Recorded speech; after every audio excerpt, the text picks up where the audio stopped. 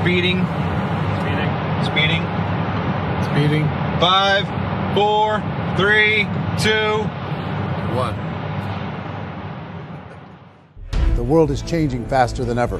What used to take decades is now taking years or even months. What you see right now is the illusion that people have had for many decades about the workplace being this secure place to work the rest of your life. For the first time in the history of our nation, our children will not do as well as us. We've seen our friends get laid off. We've been laid off. We've had our pay cut. People are overworked and underpaid. They seem to have less time and less freedom. They live under constant pressure. This is going to be forced. And so even if your employer loves you, they may have to cut you. There's something wrong that on Monday morning, the heart attack rate increases by 35%. Technology is accelerating, job security is declining. It just doesn't seem like the old models of making a living are as reliable as they used to be. Every aspect of our lives, there's a better way out there, but we're still doing it the old way. We live in the greatest country on the planet, and there are a lot of people sitting around complaining and being cynical. Like everyone's whining about this old model, and I'm like, why don't you leave it? Look at all this over here. Look at all this opportunity. Since so much of our lives revolve around our work and the way we make our living, many people are thinking there just has to be a better way. The biggest challenge facing our world today is not making money, is what are we going to do with all the displaced, unemployed people? People are afraid that they're going to make the wrong decision. People are afraid of the unknown. People are afraid that maybe I don't have the skills. Hey, sports fans. Industrial age is over. It's dead. It's dying. That's why going to school to get a job is an obsolete idea. A steady paycheck is an industrial age idea.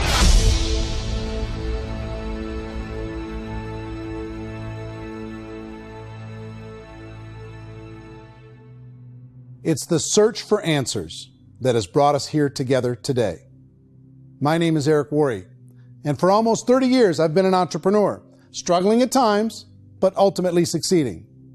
As a best-selling author, speaker, and business owner, I've spent my entire career helping millions of people around the world to become entrepreneurs. And I believe strongly that there is, in fact, a better way when it comes to how we make a living.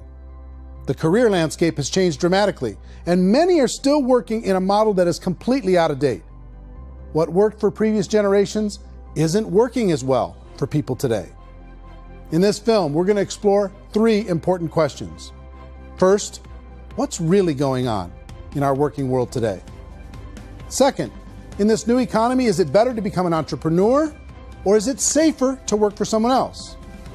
And third, if a person decides to become an entrepreneur and start their own business, how can they do it without taking on massive risk?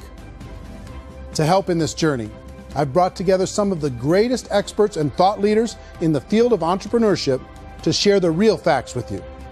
My intention is to give you new information that will allow you to make choices that are not limited by an old, outdated model. Let's start by understanding what's going on in our working world today.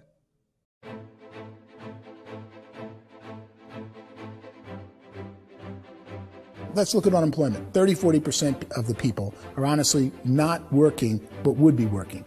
What our government does is if you haven't found a job in 6 months, we don't call you unemployed. We pretend you dropped out of the labor force. I've often said that unemployment, particularly structural unemployment, that's unemployment due to technological changes, is the first sign of economic growth. Think of it, 10 people live on an island. They go out every day and fish. One day, new technology shows up. A missionary brings them a net. Now, using the net, one pilots the boat, one throws the net. 2 fishermen can do all the work 10 used to. That's a 500% increase in productivity, 2 doing the work of 10, in one day. You don't have to learn a lot to learn how to throw a net instead of throw a fishing line. The island's got a big problem, 80% unemployment. But the island still has all the wealth of the fish because the 2 people produce as much fish as 10 did. Now, of course, looking back in history, these changes used to take thousands of years. And during that time, we went into farming and transportation. Some of us became doctors and some teachers and lawyers, and we developed all these new professions and new manufacturing jobs. Today, these changes are occurring literally in one day when a new technological advance occurs, and we don't have the social structures to deal with it or to retrain the unemployed people. So one of the things that I think is interesting as I travel across the country and really travel around the world is the way that we work and the way we get paid for work is changing pretty dramatically. On a global basis, everything is being turned upside down because of the rapidly advancing technologies. They are eliminating many jobs, and we have been left with many people not prepared for the jobs that exist. A lot of demand in public companies was to squeeze out all the fat and to get just as much margin as we possibly could, and fat equals humans. So this idea of job security in information age is so obsolete, but it's still taught inside our school system. And that's where the problem starts. There's no financial education in the school system, and people are still trained to be employees to work for that paycheck. This is a chart on the middle class. What's happening in the middle class, those that went to school, their incomes have been coming down for years. And parents still say to the kids, go to school, get a job. Now what happens to all those middle class people who are dropping off the ends of off the chart? Well, they become what's called working poor. And this is what happens to working poor. But they say poverty is ending. Well, poverty may be ending, but working poverty is going up. And this is food stamp usage. So food stamp usage in America is going through the roof right now because people cannot earn what they call a living wage. Most people have experienced financial pressures that I think are probably greater than they have been in the past. If you're not working for yourself, then it's going to be a pretty hard road for a lot of people. Today, if you're going to control your future, the 40-40 plan is gone, where you can graduate from college and get a job and work for 40 hours a week for 40 years. That day is gone. So some of these charts actually tell you what's going on. And this is a really interesting one, you know. People are going back to school because if I go back to school, I'll get a nice job. But this is what's happening to, it's called Sallie Mae, which is the student loan guys. Student loan is going through the roof. It's now over $1 trillion, and student loan debt is worse than credit card debt. So when people stopped using credit card, the government got people into student loan debt. And the problem with student loan debt is you can never be forgiven. See, with credit card debt, you can declare bankruptcy and then all's forgiven. But student loan debt, you can declare bankruptcy, you still owe it. It's the worst of all debt. But this is the next picture. Look at this chart here. This is what's happening to wages of college graduates. It's going down. So you go to college, you rack up all this debt, but you earn less money. Now, that's not that intelligent. Average person who's been working a lifetime in America today is ending their lifetime at 65 with about $41,000 in assets. They earned just enough to survive.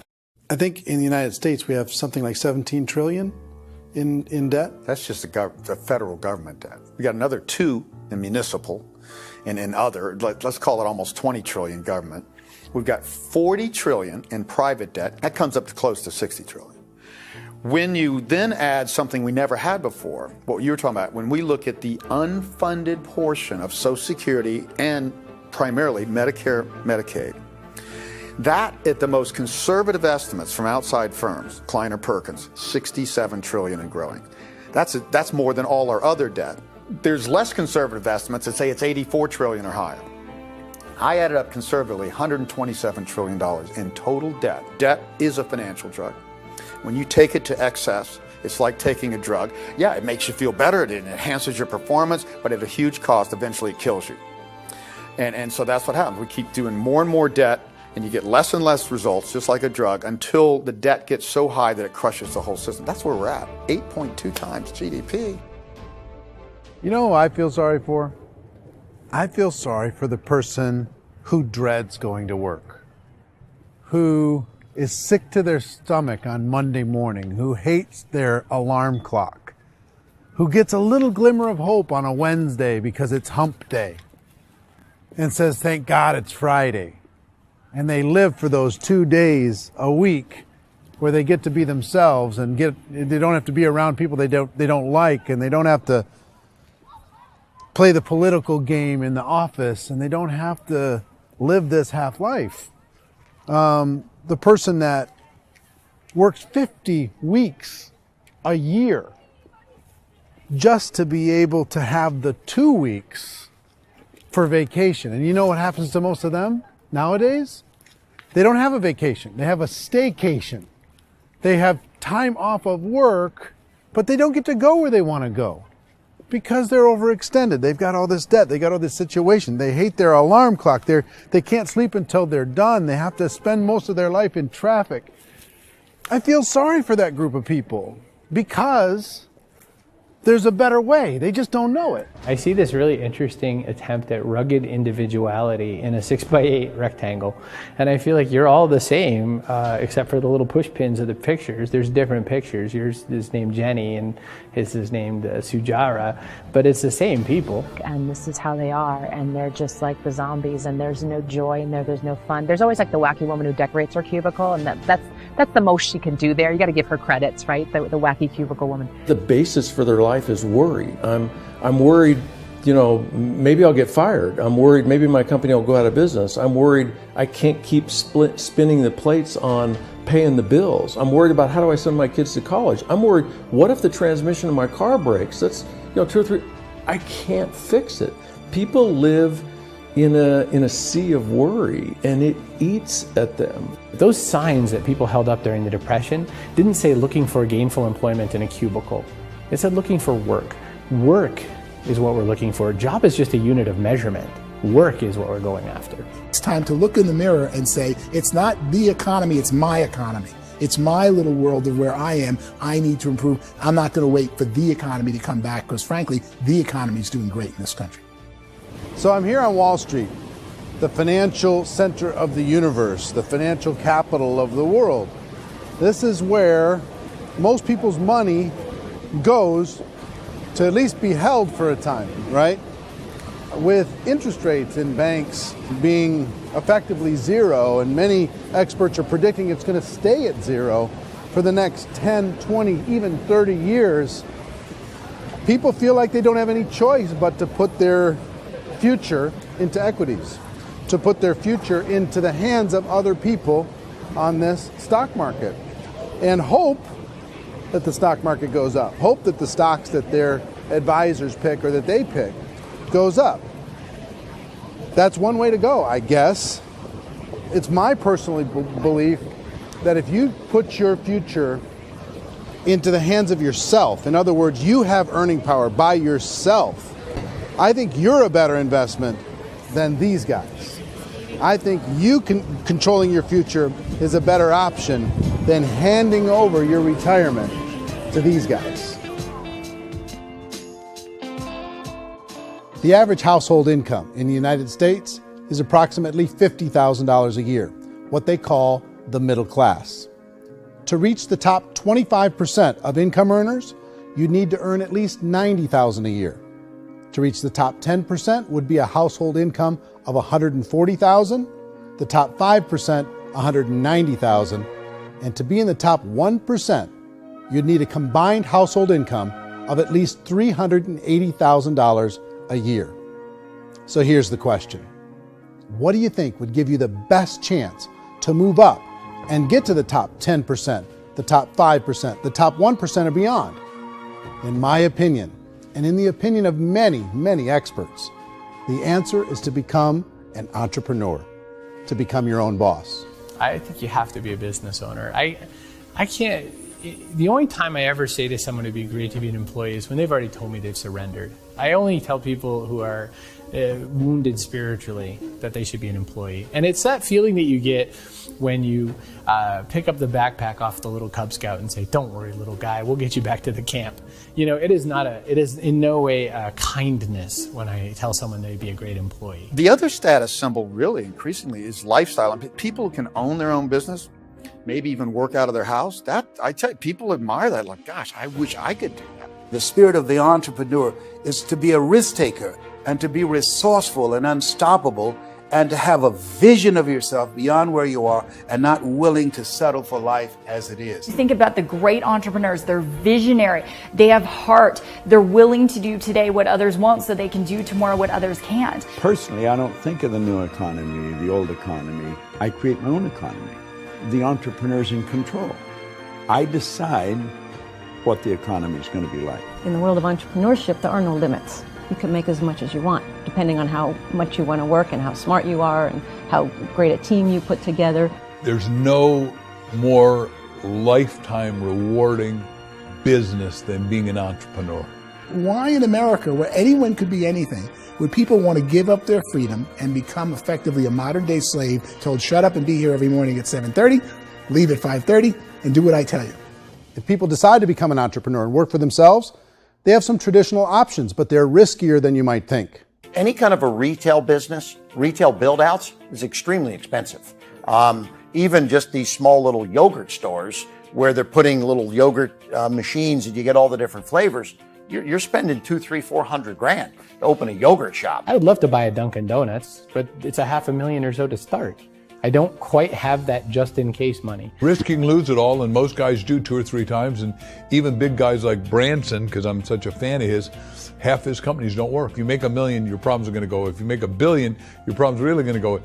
Just the opposite. You and I know when you're making $1 million, you get $1 million responsibilities. You make $1 billion, you got 1,000 times $1 million responsibilities. And most people say, I'd love to be my own boss. 70% of Americans would love to be their own boss, according to recent polls. But they don't know how to get there. Because what are you going to do? One, you could buy an existing business. If somebody's selling an existing business, you have to ask why. Usually because it's probably hard. It's probably not making as much money as they hope. 2, they could buy a franchise. A little less risk, proven system, but it's expensive to be able to do that. 3, they could start something from scratch. And that's where a lot of people feel like, I don't have the chops to do it. I don't have the money. I don't have the product idea. I don't have the expertise. I don't have whatever it's going to take to be able to get there, and I can't risk my family to do it. So, 4th, they could become an investor. A lot of people in this town invest to try and figure out a way, but you got to be pretty smart with that game too, right? Venture capitalists, who are the very best and most sophisticated in investing in new breakthrough businesses, make it on 1 out of 11. That means 10 out of 11 are mediocre or fail. Most of them fail. That's the risk there. An angel investor is lucky to get 1 out of 15 or 20. A business is a team sport. Like, I have to have accountants, I have to have engineers, I have to have systems designers, I have to have sales, marketing, I have to have accounting, I have to have mission statements, I have to have legal and all that. The average Joe Schmo, even me, I go out there, I don't have the skills to put a business together. I think the bottom line for the 4 traditional options is they take money, sometimes a lot of it. They take expertise, and they take time. All of that adds up to just too much risk for most people. I bought a business from somebody else, and it was a lot of work. And you start wondering, what did I just buy? Because I guess ultimately I own your email list, and I just overpaid for it. People that start their own business, they spend a lot of money, they spend a lot of time, a lot of effort to get things started. And the more you invest on the upfront, the harder you typically work at it. I can tell you what the success rate is of a restaurant. What is it? They're crazy enough. About 90% of them fail. About 90%, in how quickly? Year or less. Wow. And if we're talking non-franchise, we're talking franchise, Sure. That's totally different. Yeah. But our students aren't getting franchise restaurants. You got to invest big money. Exactly. And with someone like McDonald's, you've had to work with the company for a long period of time, really know the Even have a incentives. chance of investing $1 million. Have a chance, and it's a slim chance. What if there was a way that you had all the proven aspects, the comfort aspects, and you could still control your own life? What if there was both? In other words, you didn't have to create everything from scratch. You didn't have to be a super leader. All you had to do, what if there was a proven product already? You didn't have to create the product. And there's a proven system already, proven training already. Everything except an employer. That was the only thing that you didn't have. Do you think more people would be open to working for themselves in that environment?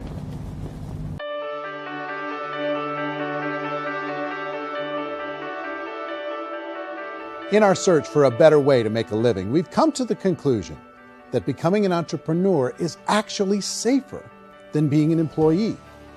And through our look at the entrepreneurial options, one particular path kept coming up from expert after expert. And I think most people will find it surprising because it's certainly a non-traditional business model. That model is for people to start their own business and become an entrepreneur through the creation of a network marketing business. Some people call it direct selling because the product is being sold directly from the manufacturer to the end consumer, cutting out the middlemen. Other people call it multi-level marketing, or MLM, because there are multiple levels of commissions paid. The most common term today is network marketing, because network marketing best describes using a large group of independent distributors, independent entrepreneurs, to move a product or service more efficiently. So my friend here, Donald Trump, and I, we always write about the network marketing industry. And the reason we support the network marketing industry is because it really is a business school for entrepreneurs. Because most people come out of school looking for a paycheck. Oh, that's terrible. I went to network marketing like that. I think if it didn't exist, we should invent it. It is that good. I think direct selling is a great way to do business today. It's very easy to get into that industry, and you can be self-employed, be, in effect, an entrepreneur. When we see multi-billionaires adding network marketing companies to their portfolio of companies, that would be a clue. When we see people who are very famous authors and very famous business people endorsing the industry, that would be a clue. These network marketing companies aren't $50 million companies. They're billions and billions of dollars. They lead the stock market. They're major companies. When we're going to get it? You know, and you're going to school to work for a paycheck. But if you want to be rich, be an entrepreneur. And network marketing gives you the spirit to be an entrepreneur. A traditional company will spend up to 50% of their total revenue on marketing. Network marketing companies use a different approach.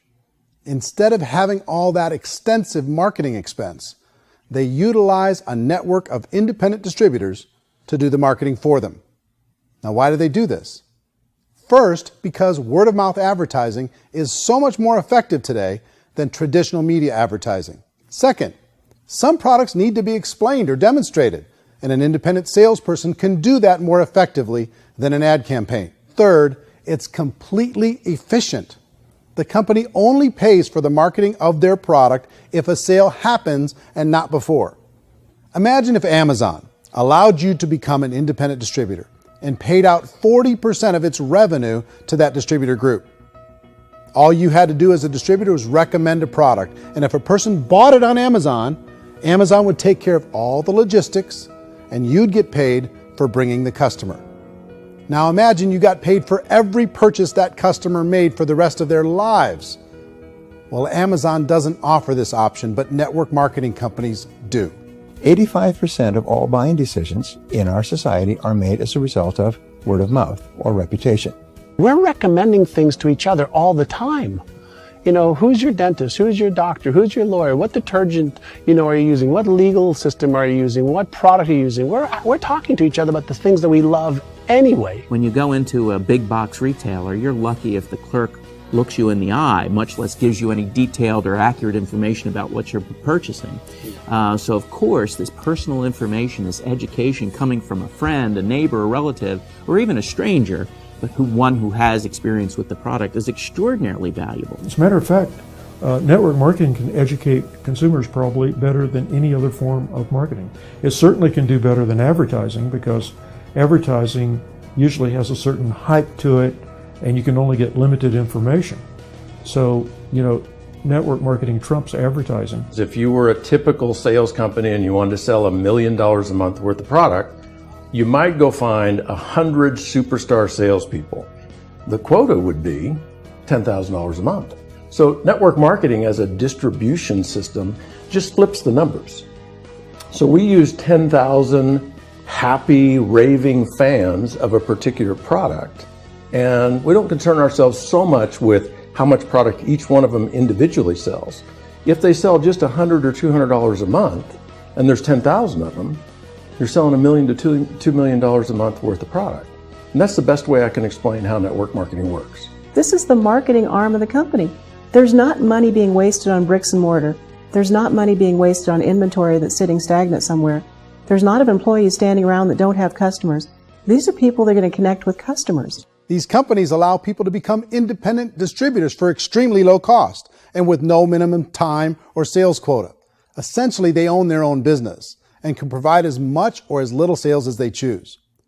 In other words, the distributor gets all the benefits of traditional business ownership without the risk. The advantage of network marketing is the ease of entry, the low risk, and the low startup cost, because almost everything else has very high risk. You can get in for a minimal investment. You're buying into a system that's already been proven, products or services that have been proven to work. The keys to network marketing is providing an opportunity for the masses to get involved, providing an opportunity for the average person who doesn't have the resources to start their own business. All of this so far is fairly straightforward, but network marketing offers another benefit, and it's this benefit that makes it so interesting for entrepreneurs. Network marketing allows a distributor to build their own network of other distributors and then compensates them on the sales created by that entire group. Direct selling is, at its base, very simple. It's the sale of a product or service to an individual on a face-to-face, one-on-one basis, just the way we're talking right now. But there's an important element as well, and that's the offering in conjunction with that sale of product, the offering of an opportunity for someone to make something of themselves. No matter what your social status is, no matter what language that you speak, I mean, look how many unbelievable people are becoming successful that speak every kind of language out there. What an awesome gift to give the world. Instead of having to work your way up in a system and prove that you could be a sales manager, they just decided everybody can be a sales manager. Everybody gets to build a sales team from day one. And so what that brought into the system of growth as a direct selling company is the concept of compounding or geometric progression. Because now you can actually grow a sales force very quickly because everybody is enrolling people in their own sales force. People who are like, oh, this is weird, I'm building a sales team, or what do you think you do at a regular company? How do you think a regular company works? Network marketing is the only industry that doesn't say your past determines your future. It looks at your past and says, okay, now what can we train you to do so you can have a great future? Every other employer out there wants to exploit you for what you already know, not teach you something new. Network marketing has the potential to save the United States and the world because it's going to teach people not to be employees, but to be entrepreneurs.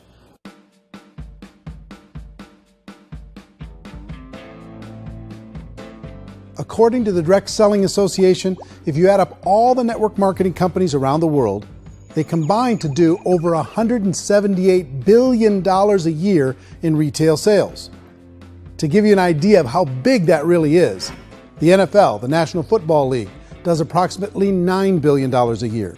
The music industry does a little more than $16 billion a year, and the movie industry does about $80 billion a year. Using a conservative average, network marketing companies pay their distributors about 40% of that $178 billion in the form of commissions, which adds up to more than $71 billion a year. That's almost $6 billion a month. It's almost $200 million in commissions every single day. So it's certainly working, and people are making serious money in network marketing. With the growth of the direct selling industry over the last 10, 15, 20 years, we've seen a broader understanding of the channel. We have seen more and more people getting involved in the business. So our penetration in the marketplace has increased, and thus the understanding in the marketplace of who we are has increased. And we've seen non-direct selling companies look at the direct selling model and say, something's going on there. People are making money. Companies are being profitable, individuals are being motivated, product is being delivered to market. Maybe we should explore this. Some people think only the people at the top make money. Well, let's take a look at that as well. In the network marketing profession, there are roughly 500 people in the world who earn over $1 million a year. If you round that number up to $2 million a year, that adds up to about $1 billion a year. That takes the $71 billion paid out each year down to $70 billion. So where does the rest of the money go? The vast majority goes to part-time people making anywhere from a few $100s a month to many thousands of dollars a month. It goes to people who choose to make it a full-time career move and earning even more than that. Every day, people are using the money they earn through network marketing to pay off debt, have more fun, and improve the quality of their lives. Everyone I know in network marketing has been doing that since the 50s. They go to work when they want to go to work. They stop working when they want to take time with their children to have a leisurely breakfast and discuss issues and drive them to school. They go back to work when they get home, wherever they're working out of. The biggest thing that I've seen is people that have become much happier in their life. MLM has probably made more millionaires of more people in more countries, and I've spoken to them in 67 countries, than any other single form of business, starting from nothing. If they have a choice between working a job for the next 10 years or working a network marketing business for the next 10 years, the result of working the network marketing business will be better. A lot of people within the industry go on and make this a career and do extremely well at it. Network marketing has been nothing but good for everyone I know that's been involved with it because they did it seriously and they played full out and they've been very successful. It's been a constant barrage of success stories and people showing off stuff that they got as a result of it. How many people are involved? Approximately 16 million Americans and 96 million people around the world are currently participating in network marketing. And in a recent poll, 82% of those people report a good, very good, or excellent experience with network marketing. So people are happy.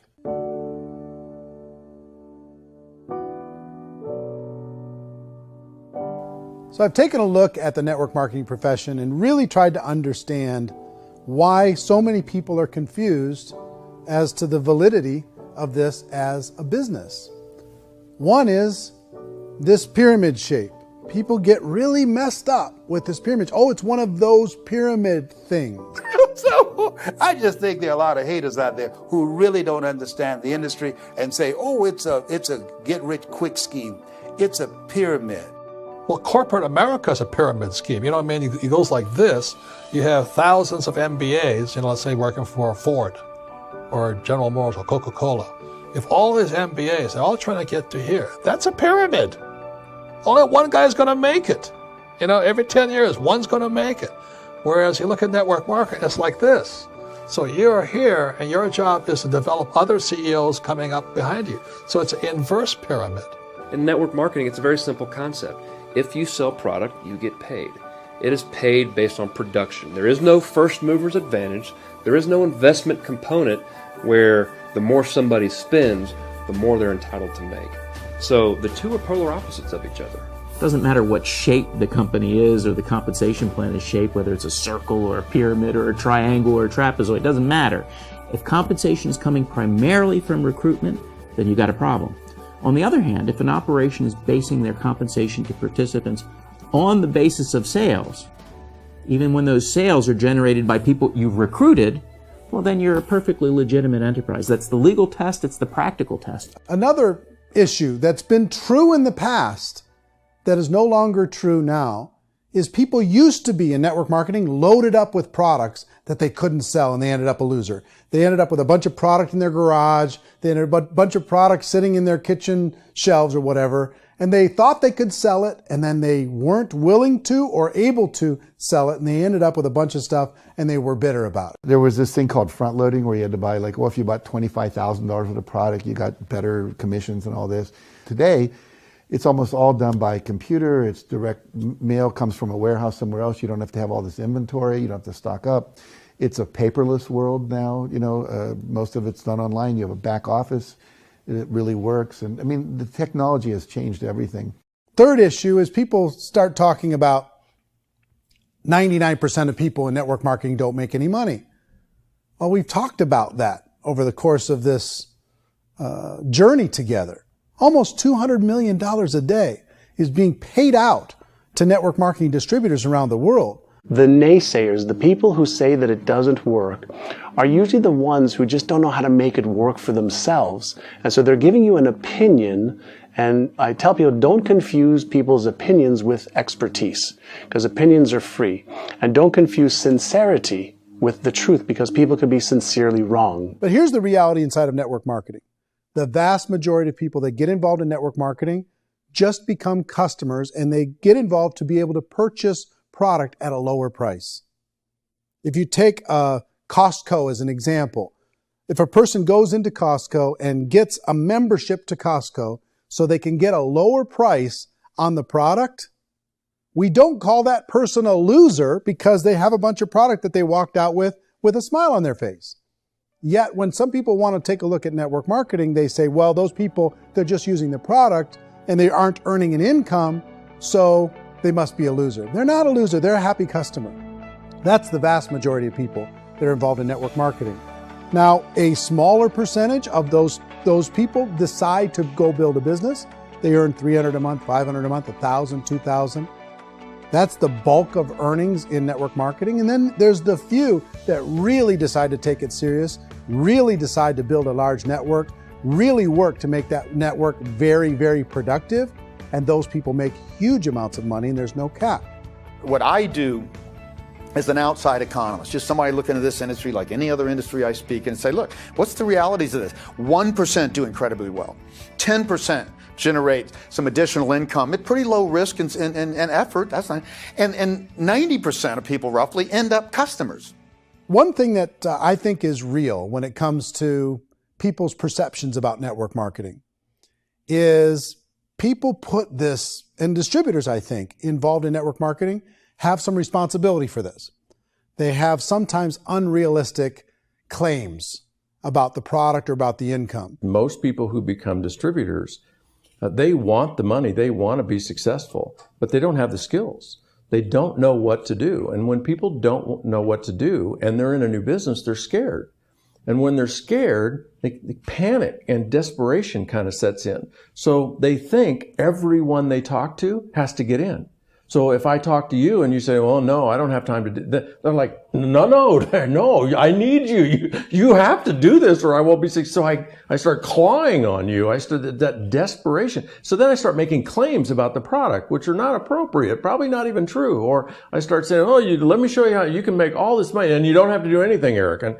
And so you just totally misrepresent the opportunity, and you're clingy with people because you think you need everybody to be successful, and you don't. You know, one of the messages that I try to deliver most forcefully to companies as well as salespeople in direct selling is that you don't have to overpromise. The reality is in network marketing, there's a lot of hard work involved. There's a lot of effort. You're going to have to develop yourself. It's a business like anything else. It's going to take some time, but in my opinion, it's better.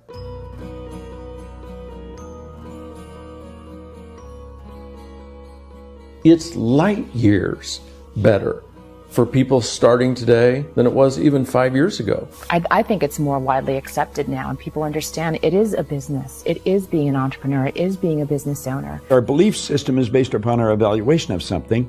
And frequently, if we reevaluate a situation, our belief about that situation will change. The industry has changed and it's grown up. It's totally transformed. You've got young people today that have grown up with social media, and they understand networks. They understand how people are connected through technology, and they understand how money flows through those networks. So when they see network marketing, they don't see it the way their parents saw it. And we've all learned, the larger industry that you represent, has all learned from those mistakes and flaws and errors that have happened early on. Early algorithms didn't work the right way. That's all fixed. It's like when they design a computer program, they design the program, then they run it, and then they go back through and they debug it. The MLM industry has been debugged. This is the day of being virtual, being able to run a business from your mobile phone. I mean, it's incredible. Companies are getting smarter. They're implementing more consumer protections. They're implementing more compliance training.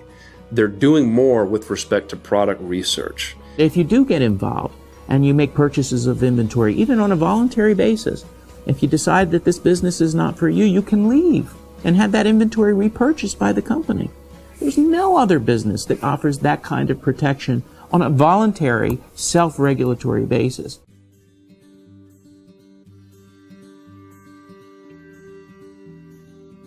If you decide to look further into a network marketing business in order to generate more cash flow for your family, I would recommend reviewing the following 4 elements.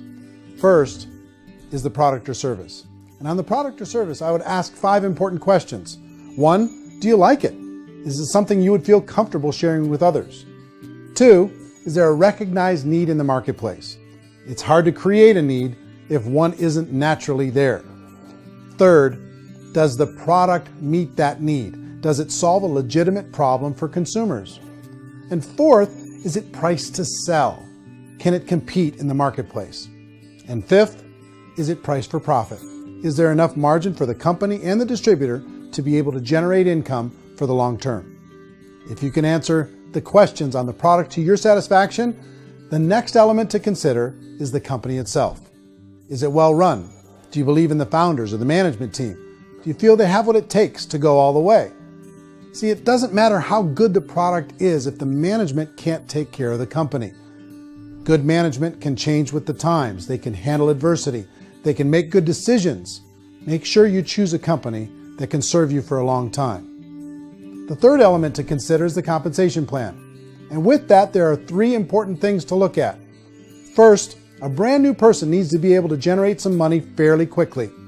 It may be an obvious reason, but you can probably imagine the ripple effect of a distributor getting involved and having even a small victory fast. That can only help with the overall success of the organization. Second, a person should be able to develop a moderate part-time income in a reasonable period of time. As they develop their network and as their sales grow, they should be able to enjoy more benefits. And third, for the people who are really serious, for those who decide to really go pro in the network marketing profession, there should be the possibility to make a serious full-time income if they work hard and are committed to developing their skills. If you're comfortable with the product, the company, and the compensation plan, the last thing you should look at is the support that will be made available to you. Does the company have a website? Does it have a solid online reporting tool? Do they have comprehensive training available? Do they host events to help you build your business? If you decide to do this, what kind of a support system can you plug into? Choosing a network marketing company is a personal decision. But evaluating the 4 elements of product, company, compensation plan, and support is a great place to start. Is the company promising that you're going to get rich quick or that you can make a lot of money without a lot of effort? That's a red flag. Is there a product that you really believe in that you think can be sold? Or are you being told by salespeople or the person who's trying to recruit you or by the company itself that don't worry about the product, all you have to do is recruit other people into the business? Red flag, warning sign. If you're hearing that, take a second or even a third look. Get to know the customers, the products, the business, have some success, and see where the opportunities might take you to move up in the organization. You want to find out how concerned are they about my education, my training, and my development? Is there a space for me to grow? Most important question. Learn everything that you can about the product. Make sure it's something that you believe in, and learn everything you can about the industry and work that system. You have to be very passionate about whatever that company is doing. I would get involved. You can always test drive anything, the product, the service, the community, and then lean into it a bit. If it feels good, then lean into it a lot. Behind me is the Lincoln Memorial. And this is a place where Martin Luther King Jr. had his famous I Have a Dream speech. And at that speech, he talked about his dream for equality for everyone around the world, and that's a noble dream. But I think more people need to remember what it was like when they were kids and the dream was still alive in them. Before it got beaten out of them by reality, by this paycheck, by these responsibilities, and by having to live for this job to pay the bills. I think people need to remember that, go back to that. Once they know that there's a better way, I think their future is going to be much brighter. They can live a better life.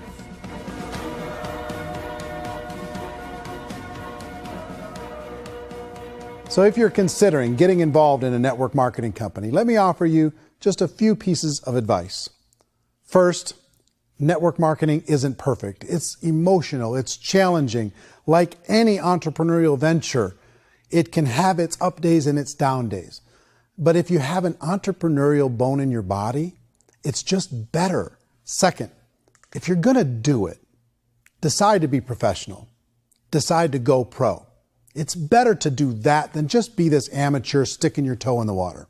Third, as any professional, you're going to have to learn some new skills. And I promise you, inside of the network marketing profession, they're not too difficult to learn. Fourth, like anything worthwhile, it's going to take some time. Don't expect that you're going to get to the finish line right out of the gate. And fifth, it's worth it. It's worth it to be able to take charge of your life again. It's worth it to be able to control your own financial situation. It's worth it for the people you're going to be able to spend time with. It's worth it for the things you're going to be able to see and the experiences you're going to be able to experience. It's worth it for the causes you're going to be able to contribute to, the lives you're going to be able to touch, the customers you're going to be able to help, the friendships you're going to be able to develop. I promise you, it's worth it. Remember, most people are searching for answers just like you are. But I do have to tell you the catch to network marketing. If there is a catch, if you want to understand this from an emotional point of view, people say, well, it sounds too good to be true. It's not, it's hard work. But here's the catch. Most people still don't understand it. So you're going to have to endure the loss of social esteem from ignorant people. The uneducated will think less of you. Now, if you can handle that, you're on your way. If that's going to destroy you, you know what? Entrepreneurship in general probably isn't in your future. If you can face that catch, you can become unstoppable. I want everyone to really contemplate this if they're not in network marketing. You're in a job, you probably have a mortgage, you have rent, you have debt, whatever's going on. You're in a prison. You work just hard enough to keep them from firing you, and they pay you just enough to keep you from quitting. Come on! I've been there, done that, and bought that t-shirt. In network marketing, if you run into failure, it's really just a homework lesson for yourself. There's no one to blame. You really have no excuse not to be successful. You just don't. People don't want to hear that, but there's so much available to you. If you want to be a good network marketer, be a student to the people above you, be a fellow traveler to the people on the same level, and be a teacher to those below, and know when it's appropriate to do which. People who are not afraid of asking people to buy things, or not afraid of persuading people with a chance they may say no, these people own the future. Nothing happens until something moves. So you got to go move, you got to go do something, or nothing's going to change in your life. In the beginning, you're going to do a lot of things that you don't get paid for. But as you go down the road, you get paid for a lot of things that you don't do. Now, your job is rehabilitate the spirit, the entrepreneur spirit in all of us. You know, get it back. Either give it a strong yes or a strong no, but no wishy-washy, dilly-dally stuff in the middle. There's dreams and there are nightmares, but I believe that the biggest nightmare of all is when you don't pursue your dream. You're going to see some monumental growth in this profession. It's an exciting, exciting time to be involved with the network marketing profession. The next 10 years, I see just exponential growth. When that tipping point comes, it's not a matter of asking somebody, have you ever heard about network marketing? You're really asking them, which company are you building your wealth in? We are here to fix the world, to improve relationships with other people, to improve other lives. And the real reward comes as an entrepreneur in any level from teaching somebody something and watching them soar. There is no greater reward.